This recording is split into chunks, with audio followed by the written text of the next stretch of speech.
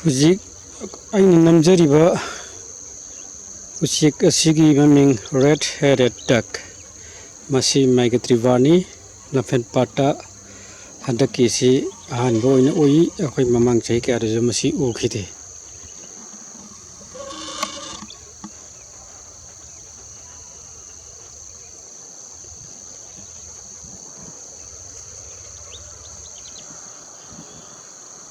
masi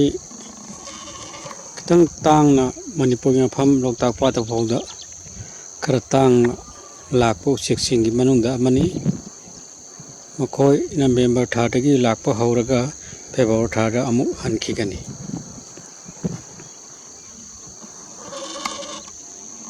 lamphelpat asi saruk khara mangjarabasu migratory party lakpa lepte hujik oribasina tinggi eba lamnganu doni masi whistling teal harigasu khangnai makoi sing asi sub residence oina mafam masida lai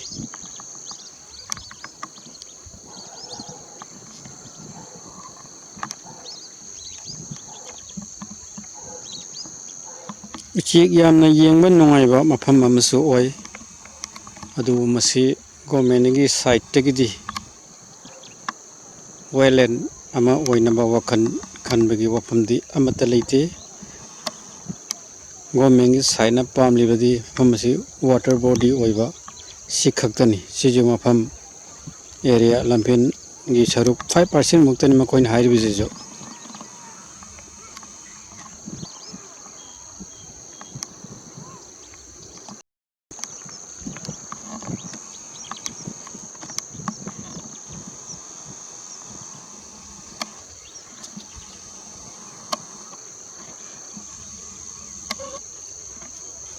Sigi lamnganu si yengwada suma saksi adugi matik phajai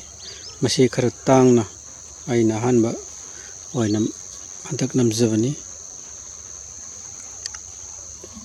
chile sum chathokhragana to sela sina tengi lamnganu haidoni whistling teal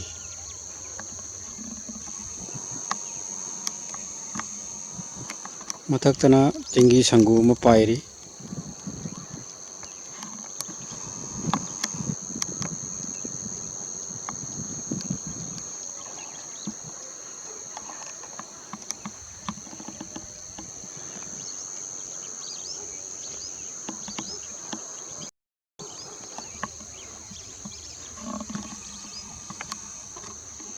Mahug sana pitharakpada lamphelpat se adum yengba nungaiba pat makhal lamani adu ngasidi pat si mangbagi fimda leire 90% baudi government gi project da yum kai sajinduna loimak leire masi da pat maset